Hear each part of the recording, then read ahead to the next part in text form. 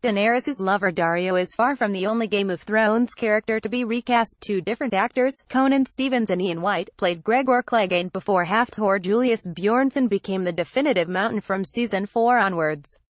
For the most part, though, hiring a new actor has been down to availability, or needing an older actor to tackle more mature storylines. See Dean Charles Chapman replacing Callum Wary as Tommen Baratheon.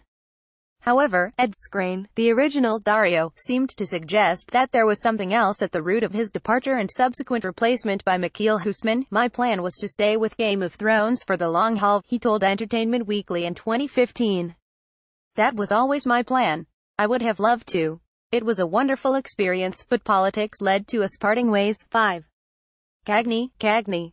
Loretta Swit played police detective Christine Cagney in the original 1982 pilot, but had to drop out of the series due to her commitment to another show, M*ASH. Nothing unusual there. But the fate of the second Cagney is decidedly more murky.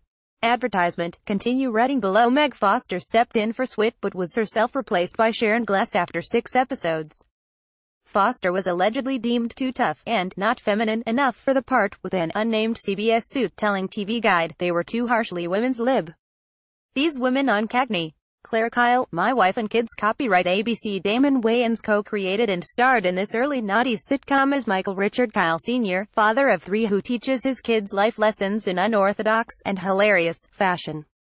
Michael's middle child Claire was originally portrayed by Jazz Raycole, but she departed the role when, according to Complex, her mother objected to a storyline in Season 2's premiere which saw Claire's friend Charmaine fall pregnant. Jennifer Freeman took over. "I don't know what it is, but you look like a whole new person," Michael deadpans in her first episode, and the character of Claire was given an overhaul, from sweet preteen to superficial young woman. 7. James Kent. True Blood. Copyright HBO. Recurring in True Blood 6th season, James Kent, is originally played by Luke Grimes, was a vampire who hooked up with Jessica, Deborah Ann Wall. The character was promoted to series regular for the HBO Guilty Pleasure's 7th and final season, but was now played by Nathan Parsons, who wasn't a bad physical match for his predecessor. The reason for the switcheroo?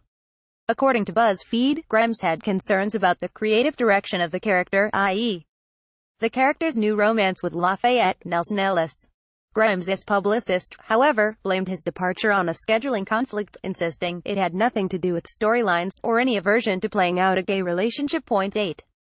Marilyn Munster. The Munsters. Copyright CBS Photo Archive via Getty Images. Marilyn ranks as one of TV's most frequently recast characters ever. The plain, red, normal one in the Munster family was portrayed by 4 different actresses across the original series, a spin-off film and a 1981 TV reunion. The most dramatic recasting was the very first, though, with Pat Priest stepping in for Beverly Owen after 13 episodes.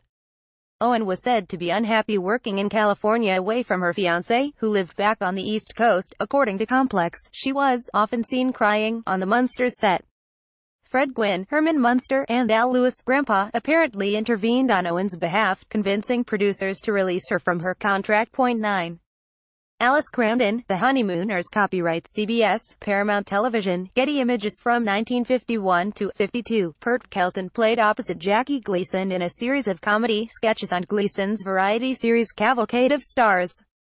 These skits, which inspired classic sitcom The Honeymooners, starred Gleason and Kelton as married couple Ralph and Alice.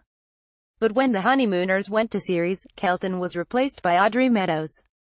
Producers alleged she was suffering from heart problems, but in fact Kelton had been blacklisted by Hollywood after becoming one of many artists accused of having communist ties or sympathies. Famously, U.S. Senator Joseph McCarthy led a campaign at the time spreading fear of communist influence on American institutions and of espionage by Soviet agents. Kelton's co-star Gleason apparently fought for her to stay on the show, but was unsuccessful.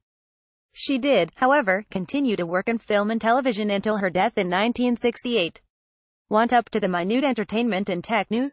Just hit like on our Digital Spy Facebook page and follow on our @Digital Spy Twitter account and you're all set.